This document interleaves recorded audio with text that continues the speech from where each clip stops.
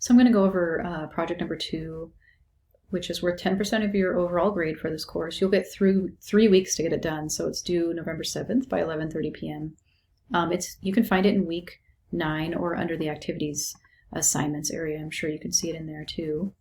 And then when you go to submit, you can go into the activities assignments folder and submit your files there. So even today, much of our world can be traced back to the legacy of ancient Romans. And so please find 3 examples of art and architecture in your everyday life that are of Roman influence and descent. So you might think, well, isn't this a Greek influence? And if it's Greek, Greco-Roman influences are everywhere. So really, the Greeks are the originator of a lot of the ideas, but the Romans are the people that really spread the ideas far and wide. And without the Romans, we probably wouldn't have the Greek influence in our architecture, because Greece was like not a very big area in the world. And when Rome borrowed from that small area of Greece, they really were able to replicate the Greek ideas and modify them and change them and adapt them and use them in whichever ways they felt they wanted to. But they really helped spread the Greek influence across their vast empire. And without the Romans, the Greek influence more than likely would not be where it is today. So don't worry about distinguishing between Greek and Roman art in our modern day, because to me, for the most part, that would fall under the Greco-Roman umbrella.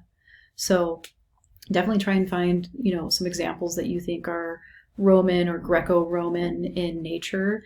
And then please take your own pictures and write about the examples you found.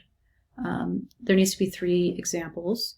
Don't forget to include the pictures that you've taken. You can insert them into your written document, or you can submit them separately as like JPEG files into the Brightspace assignment area along with your Word document or your Google Docs or your PDF, whatever you're using. So you can explain where you found the example and why you believe it's part of the legacy and influence of Roman art and architecture.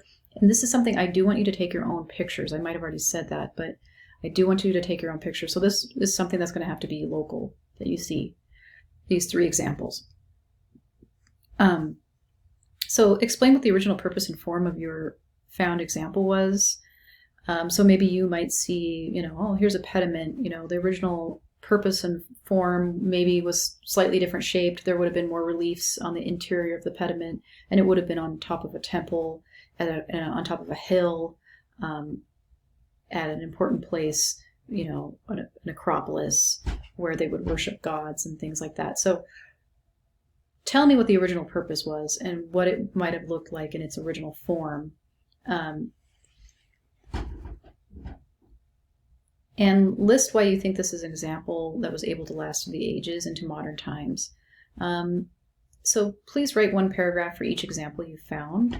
Then in the last paragraph, list at least 2 more examples that are of the influence from Rome in your everyday life that is not art or architecture. As you probably know, the Romans influenced more in our society than just art and architecture. There's some other inventions and things that they developed that we're still using today.